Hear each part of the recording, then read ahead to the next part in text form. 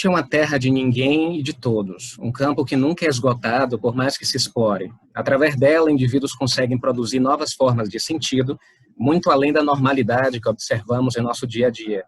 O artista é uma criatura esquisita, rebelde, indo além das fronteiras do possível, nos forçando a ver e sentir o mundo de novas maneiras. As obras de Suzano Corrêa passeiam pelos 4 cantos da internet, invadindo blogs, páginas do Facebook, Instagram e canais do YouTube. Com seus traços originais e seus temas marcantes, Suzano oferece um tipo de arte que se destaca por conta própria. Olá, meu nome é Thiago Pinho, colunista do portal Soteroprosa, e hoje eu tenho o prazer de receber Suzano Corrêa nesse bate-papo. Suzano, muito obrigado por ter aceitado esse convite nosso. Muito obrigado, Thiago. Eu que agradeço a oportunidade. E, para começar, eu sei que essa pergunta é um pouco clichê, e provavelmente você já ouviu ela tantas vezes, mas como tudo começou? Né? Qual é essa relação entre o seu corpo e sua pintura? Qual foi o início dessa jornada? Então, aí eu preciso primeiro pensar o que é o tudo, né? Porque no meu trabalho, no meu processo criativo, eu costumo dizer que eu não separo arte e vida, né? Num determinado processo. Então, eu diria que tudo começou na minha infância, nas minhas experiências. Eu desenho desde criança e eu nunca parei de desenhar, e eu aprendi a me relacionar muito através da arte, né? Então, eu diria que tudo começou mesmo, talvez na pré-escola, quando eu fiz uma grande amizade através de desenhando. E depois a coisa foi se desdobrando e naturalmente, né, eu continuei sempre, eu mudava de colégio. Isso é até uma curiosidade, talvez muitas pessoas nem sabem disso, né? Mas eu tinha alguns problemas no colégio, sim, eu fui convidado a me retirar de alguns, e daí eu sempre usava a arte como ferramenta para construir novas amizades, para me relacionar mesmo. E depois eu tive então o meu primeiro emprego num jornal como ilustrador, e assim foi. Depois eu procurei, como eu sabia que isso é uma coisa também que eu sempre tive certeza, né, que minha vocação era para arte e que eu queria seguir essa vocação. Então eu procurei sempre ter empregos que me permitissem estar desenhando 24 horas não, mas o dia inteiro, assim,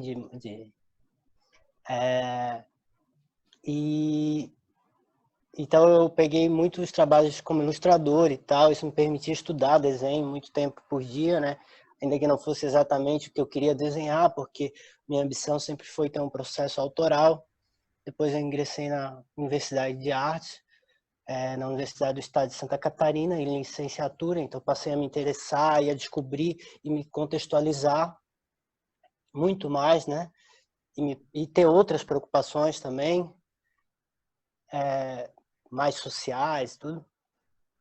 E aí aqui estou, né? Agora me formei então em 2015, né? E daí o meu trabalho autoral, esse que você estava comentando, ele é na verdade um desdobramento do meu trabalho de conclusão de curso. E aqui estou ainda trabalhando no meu processo autoral, agora transformando os desenhos em pinturas e tal, tentando deixar cada vez mais consistente o conceito por trás, tudo. Ótimo. Inclusive, pegando um pouco essa primeira pergunta, inclusive que eu sempre tive um pouco de curiosidade, você veio de uma família de artistas? Você tem uma influência de alguém, de um pai, de uma mãe? Não, o que acontece? Na verdade, não. Minha família não consumia arte, meu pai e minha mãe não tinham esse... vem de uma família humilde, mas o meu irmão, ele já tinha muita vocação. Então, ele já era aquela coisa do desenhista, assim, do colégio, e eu gostava muito daquilo, então eu vim meio que interessado nesse processo dele. Ele hoje é um arquiteto, né? Está se formando, ainda trabalha, enfim, o desenho ainda faz parte do universo dele, ele sempre desenha e tal, mas eu quis seguir mesmo a carreira mais artística, né? Não que a arquitetura não seja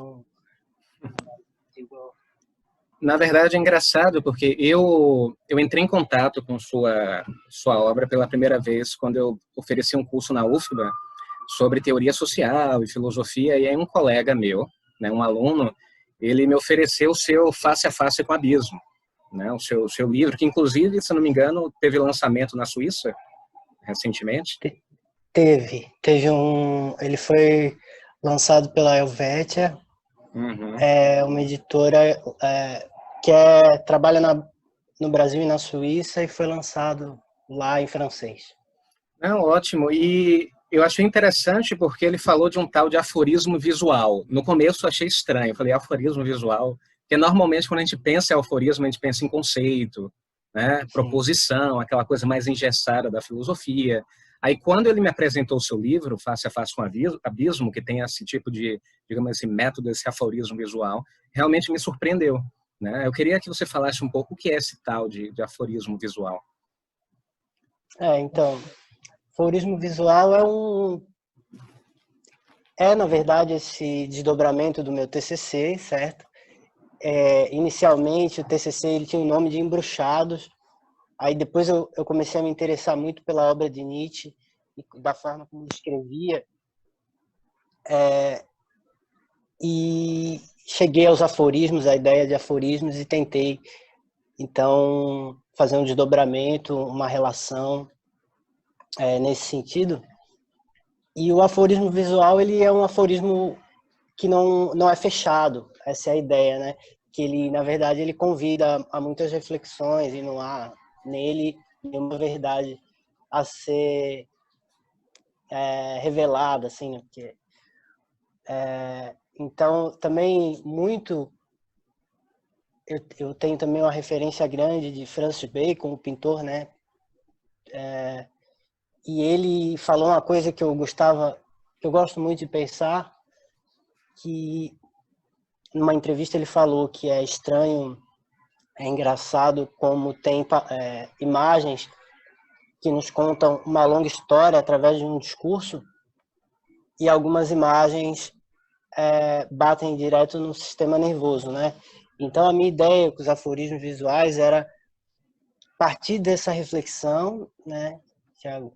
E eu pensava que eu podia abrir atalhos, porque a imagem e a palavra, eles têm vias de acesso à nossa consciência diferente, né? Então eu acho, né? Eu acredito muito que é possível abrir atalhos para inserir a palavra no fundo do sentido, né? Mais ou menos isso que é a minha ideia de aforismo visual. Então eu entro com a imagem geralmente que tem essa característica visceral, que é introspectiva, que sugere relações psicológicas, depois vem o título, né? Fazendo uma triangulação entre imagem, título e a subjetividade de quem está apreciando ali.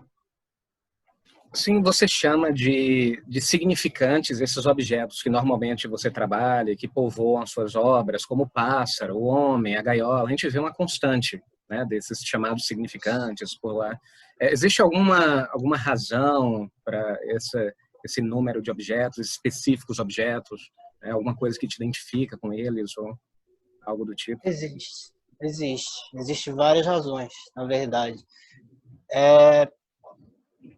Como, bom, a gaiola, por exemplo, ela é algo que está no meu imaginário desde criança, né? Porque lá de onde eu venho, que eu sou ali de Florianópolis, existe essa cultura dos passarinheiros, né? E é muito comum ver pessoas passeando na rua com um pássaro na mão, assim, dando uma voltinha, e o passarinho bota o passarinho para cantar, né? Enfim. Então eu tenho duas preocupações, né? Uma é ter muita intimidade com os significantes que eu uso, porque eu acho que fica claro, assim, quando eu desenho, pelo menos, e não tem intimidade com o objeto, com a coisa que eu estou retrato, enfim, é uma característica minha. Eu gosto muito de intimidade, por isso eu uso poucos significantes e tenho muita intimidade com eles. Outra característica que eu acho que tem nos meus significantes é que eles são muito universais, né? Muito potentes. Eu acho que todo mundo é capaz de criar relações com a ideia do corpo, até porque todo mundo tem um coração, né? Também é um significante meio universal. A cabeça, a ideia de o homem dentro dele mesmo, o pássaro como sempre um símbolo de liberdade e de arte, de certa maneira, né? Porque o pássaro, enfim, ele voa, ele canta, essa coisa. E é um pouco isso, vou trabalhando significante, porque a minha preocupação também é ser acessível, ser popular, ser didático de uma certa maneira, né? Eu tenho muita influência da licenciatura de Paulo Freire, também gosto muito de pensar o contexto, e acho que o Brasil precisa de arte que convide as pessoas, que queira significar, né? Porque às vezes o museu em si ele se torna, algumas vezes, né, algo intimidador, inacessível, e eu gosto de pensar o caminho contrário, como fazer para chegar até as pessoas com a arte, essa coisa toda. Isso é interessante, porque às vezes, por exemplo, até teatro mesmo, né? O pessoal fica intimidado porque acha que precisa de uma bagagem anterior. Então Sim. ele tem que conhecer filosofia, psicanálise, seja lá o que for. Mas é interessante às vezes as suas obras porque você meio que toca em um tipo de bagagem meio que universal, né? Então assim, o indivíduo, tudo bem, ele nunca leu Freud, nunca leu esses caras, nunca leu Dostoiévski, que você gosta muito, inclusive, mas ele tem um corpo, né? Ele já sofreu, né? Ele tem uma angústia, Sim, então tem uma coisa aí meio visceral, como você mesmo disse, né? Inclusive no seu sim. trabalho, que eu acho bem interessante. Quando você toca nessa bagagem que meio que inescapável, né? No final das contas. E por conta disso, que eu acho uma coisa que não necessariamente você encontra em todo tipo de obra, é que você trabalha com temas, você debate temas, mas não só resgata reflexões, mas você tem uma coisa que eu queria que você falasse um pouco, que é o estilo. Quando eu vejo a sua obra no Facebook, principalmente no Instagram, que você tem um público enorme, eu sei que é você. Eu sei o seu traço. E todo mundo, na verdade, sabe. Eu quero dizer, como foi que você encontrou essa sua maturidade de chegar a dizer, não, essa é a minha identidade visual. Esse sou eu. Certo. Eu acho que o estilo, no caso dos meus trabalhos, passa por várias questões, né? Inclusive no meu livro que eu vou lançar agora, o Diário de um Pintor, eu tenho um texto sobre isso. Eu gosto de pensar o estilo como uma maneira de ser o melhor do mundo em alguma coisa, né? Tornando essa coisa específica. E a gente faz isso na medida em que transborda o universo simbólico para o trabalho, né? Por exemplo, eu acredito que o meu desenho ele foi muito construído, o meu tipo de desenho, minha característica, né? Foi muito construído a partir de um processo autodidata mesmo, apesar de eu ter frequentado a academia, né? Mas eu desenhava muito sozinho e tal, e eu acho que de alguma maneira ele, por ter sido assim uma construção, se você vê os timelapses que eu publico até no YouTube e tal, Uhum.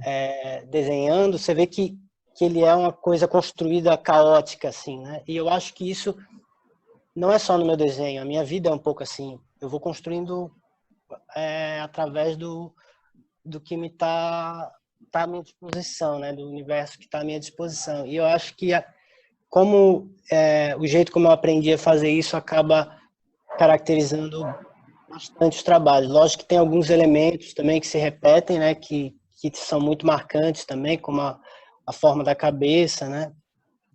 Como esses elementos simbólicos que também sempre se repetem, como o homem, né? O pássaro, o coração, tudo isso também acaba agregando no conjunto do estilo, né? Eu acho que é um pouco isso. Mas eu Sim. estou em constante desenvolvimento. não acho que eu conquistei um estilo fechado, nada disso. É muito pelo contrário, eu quero estar sempre em movimento, mudando, né? Quero poder fazer pinturas novas, outros tamanhos, outras como essas aqui atrás, por exemplo, e ainda conseguir deixar claro a minha impressão digital aí. Sim. Trabalhos. E sobre o estilo, você acha que você consegue ver uma diferença em trabalhos mais de juventude, digamos assim, para agora? Você consegue ver esse contraste? Claro, muito, muito. Eu acho que, de qualquer maneira, ainda é possível identificar o trabalho como sendo meu, mas eu vejo muito um amadurecimento mesmo. Eu vejo que na juventude tinha uma coisa muito mais nervosa, muito mais até agressiva, né? E que eu gosto, na verdade, que eu gosto e que às vezes eu me pego olhando o meu TCC e falo, nossa, queria ter saudade desse cara aqui também. Não, é interessante mesmo esse deslocamento. Porque, assim, você tem o seu corpo que se desloca, amadurece, e você vê sua obra também, né? Passando pelo mesmo processo. Acho isso interessante. Pelo menos nas obras que eu entro em contato, né? E que eu já estudei e por aí vai, você trabalha muito com a figura do humano, o que é óbvio, né? E esse humano, às vezes, parece sempre insignificante diante de forças maiores, assim, como o universo, o vazio, as emoções, o acaso. E aí parece que você está falando sempre de um mundo que ultrapassa, né? O que alguns autores existencialistas chamaram de absurdo, né? A gente poderia falar que tem um pouco, né, dessa bagagem nas suas obras, é uma obra que resgata um pouco esse absurdo da existência. Eu acho que sim, eu acho que a condição humana mesmo passa exatamente pelo absurdo e às vezes costumam dizer, né, que meu trabalho é um pouco melancólico demais ou até triste, falam, né, mas eu acho que passa mais por aí, por isso que você está falando, assim, de a gente, na verdade, saber, né, a gente tem a característica de saber que não sabe, né, e isso já é muito dramático, né, é uma característica humana inerente ao ser humano e muito dramática. Eu acho que passa por aí também, É, daí pensar o absurdo. é. E às vezes eu vejo muito mais como um gesto não de melancolia, mas até de humildade, né? Você está dizendo que esse humano não é todo poderoso, né? Que ele às vezes é só né, um elementozinho ali. Mas não é mesmo, né? Não é mesmo.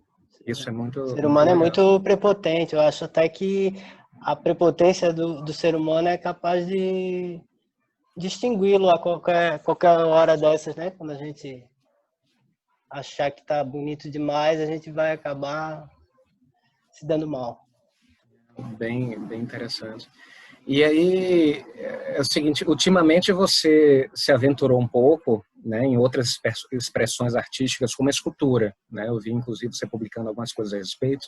Eu queria saber o seguinte, quais as diferenças, vantagens ou desvantagens nessa tradução, quando você pega sua tela, vai para a escultura, o que é que você ganha, o que é que você perde, se você gosta, né? Provavelmente sim, mas...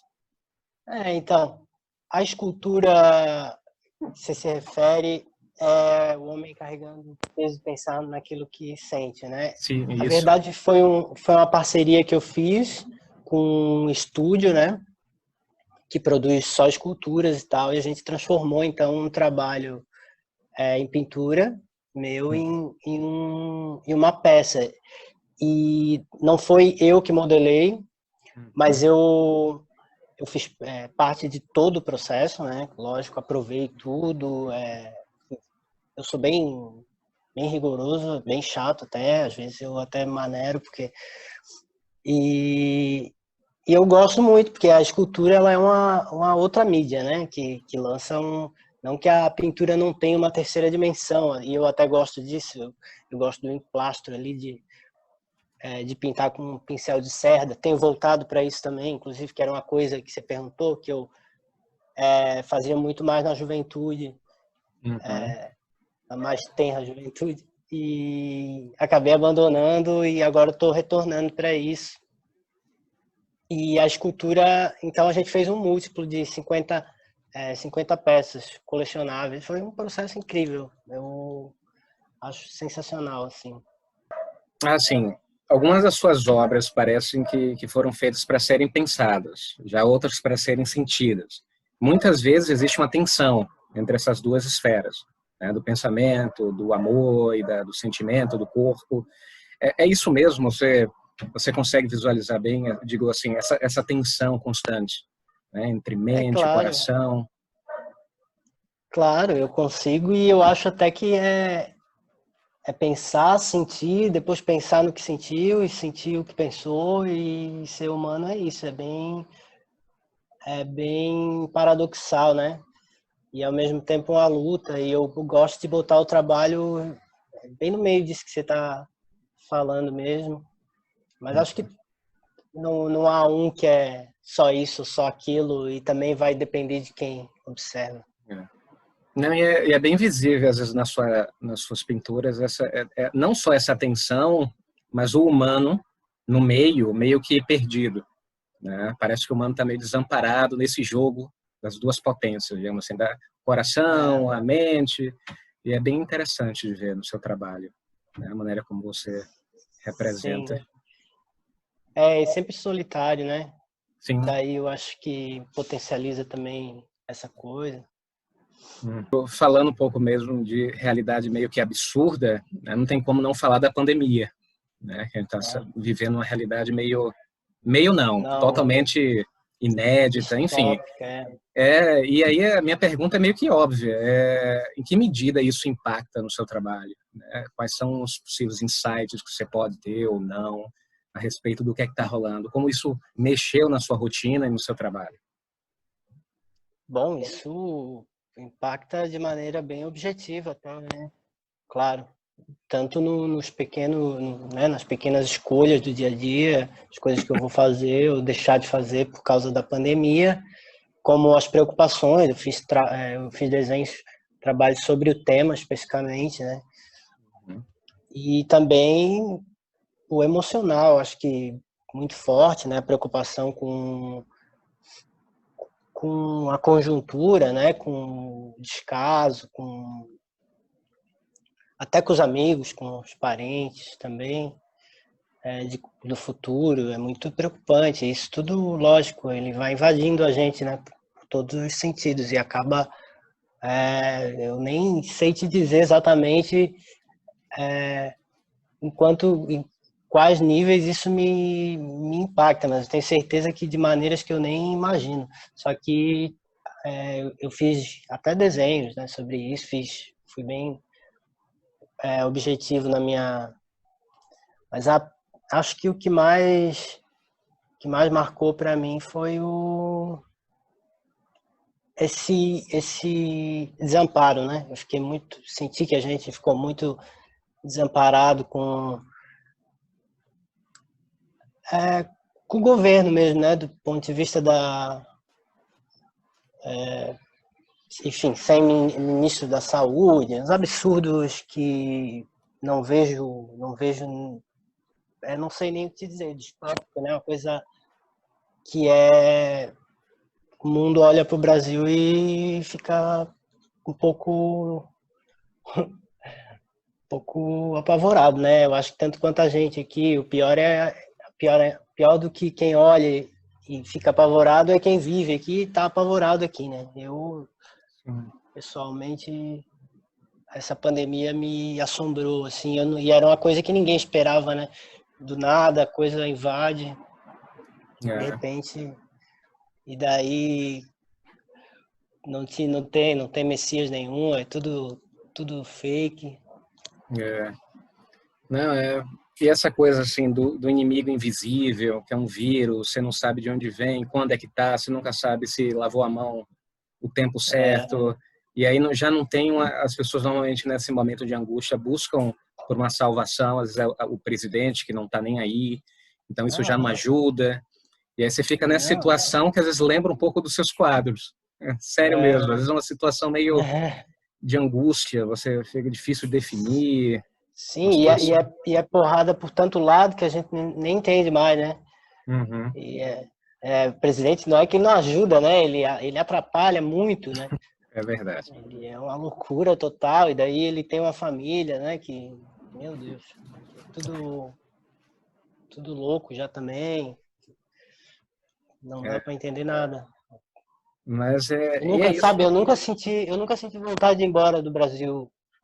Agora eu tenho vontade, sabe?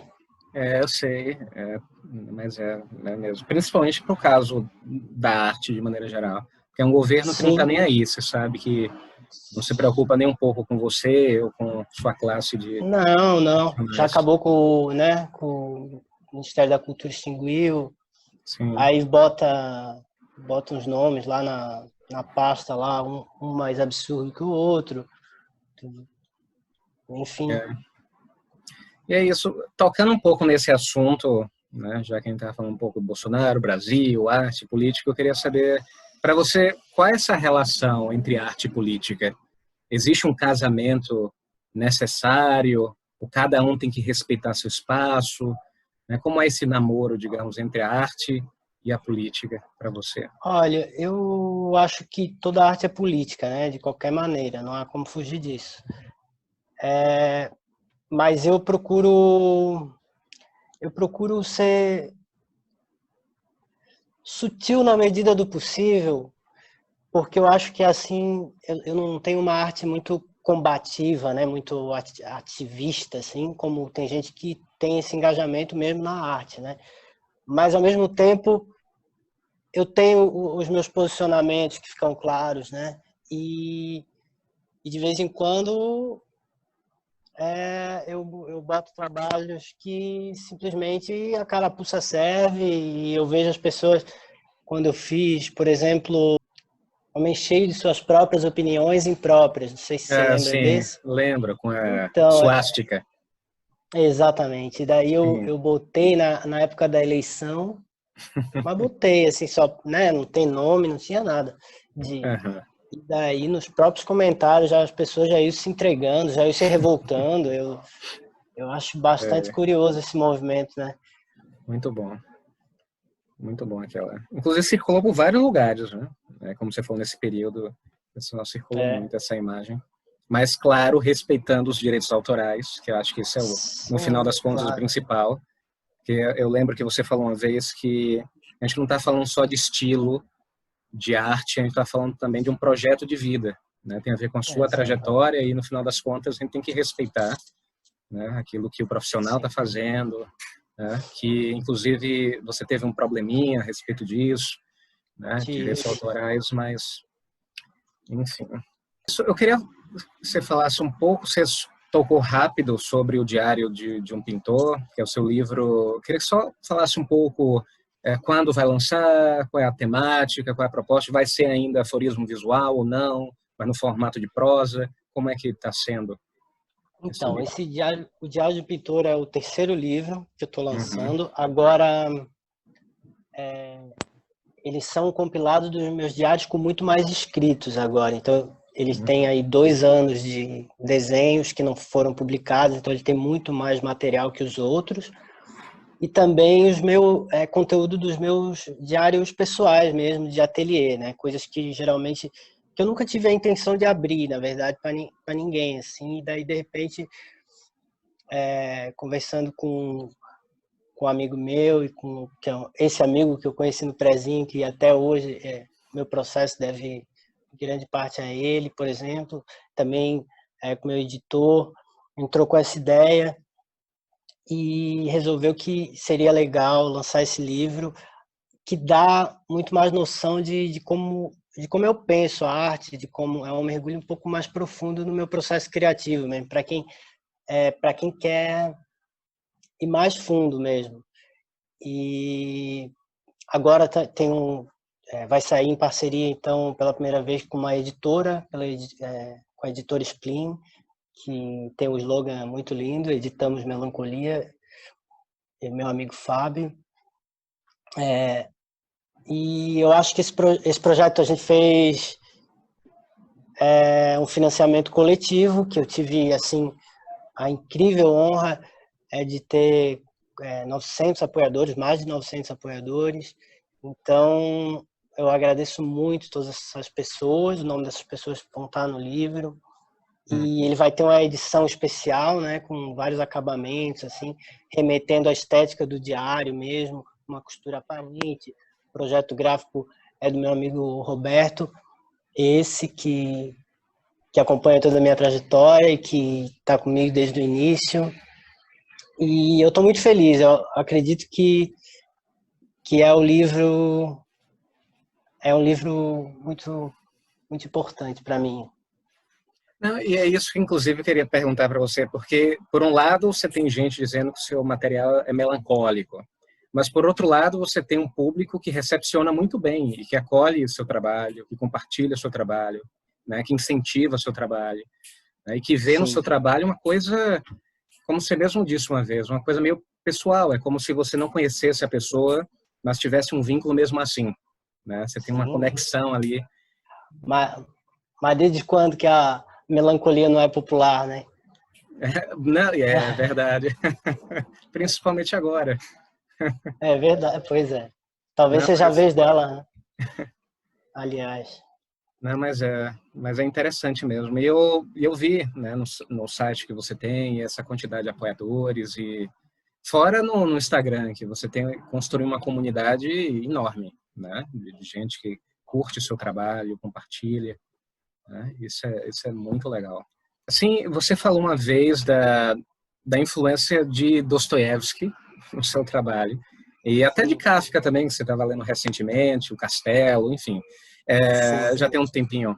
Mas eu me pergunto como é trabalhar com essas duas estéticas, digamos assim, esses dois suportes, a literatura, a pintura, como é que você faz esse casamento, como é que Dostoiévski entra, né, na sua tela, na sua vida de maneira geral? Então, eu acho que eu tenho muitas, inclusive, influências que não são da pintura, né? Acho até que a maior parte das minhas grandes influências não são de pintores. Eu gosto muito de música, mas Dostoiévski ele tá mesmo no meu interesse focal, assim, eu gosto porque ele tem a questão psicológica, né, extremamente desenvolvida, extremamente bem resolvida, interessantíssima e profunda, e eu gosto muito de ler e reler Dostoiévski, mas tem muitos outros também, né, o Kafka é o absurdo, né, o Kafka é exatamente a definição do absurdo, que é aquela coisa que você foi jogado numa situação, não sabe como, não sabe por quê e não entende nem o que está acontecendo, é sempre mais ou menos por aí, né? E no fim ele trata tudo com uma frieza tão grande, do ponto de vista da escrita mesmo, que eu acho incrível o jeito como ele trata a literatura, o Kafka eu acho uma grande figura mesmo.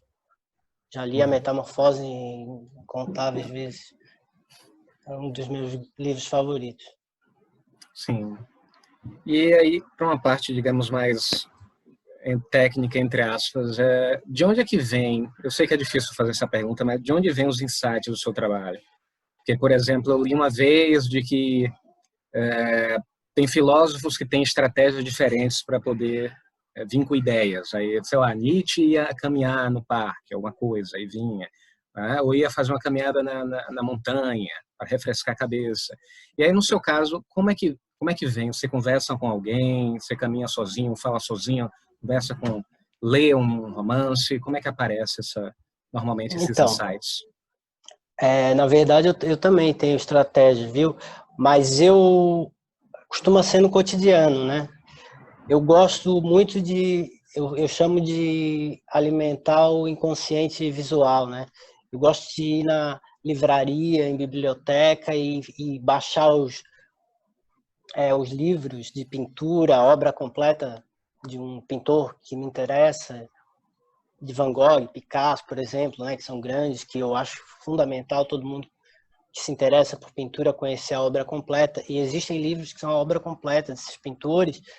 Eu gosto de olhar assim, mesmo que rapidamente, sabe? passo, vou olhando, vou olhando, vou olhando. E eu acho que tudo isso vai decantando e vai se misturando em algum lugar. E também eu gosto muito de pintar escutando audiobooks, né? E consumindo literatura mesmo. E acho que as coisas... E daí, no cotidiano, eu tenho pequenos insights, assim, momentos, Uhum. diálogos. E daí eu tô sempre pronto para anotar, né? Eu deixo sempre à mão um caderno, um sketchbook, que são esses diários que eu... para anotar ideias, desenhos, para escrever pequenos textos, para fluir mesmo. Eu armo arapucas, né? Para o pensamento É. Você tem que até uma tiver obra assim, dando solto. né? Tenho. Com a Arapuca. Então, no normal, né, e aí é uma pergunta que eu faço também, no normal, você não tem um modelo pronto na cabeça e simplesmente joga na tela. É uma coisa mais Não, não. dinâmica, né? Sim. Aí você vai ouvindo o audiobook, aí vai, né, mudando o percurso. Cada ideia ela tem um processo singular, né? Cada desenho tem um processo singular, mas é lógico que a obra inteira ela é uma construção que já está se auto-influenciando, né? Então, determinadas estéticas eu tenho lapidado, determinadas características, mas boa parte é obra do acaso. Sim. E aí, faltando só duas para encerrar. Essa outra pergunta tem a ver com a outra, que é basicamente o seguinte: existe uma rotina no seu trabalho? Você dizer, olha, eu vou acordar hoje, ou eu vou pintar quinta, na quarta, ou na verdade a coisa é muito mais espontânea, é quando acontece?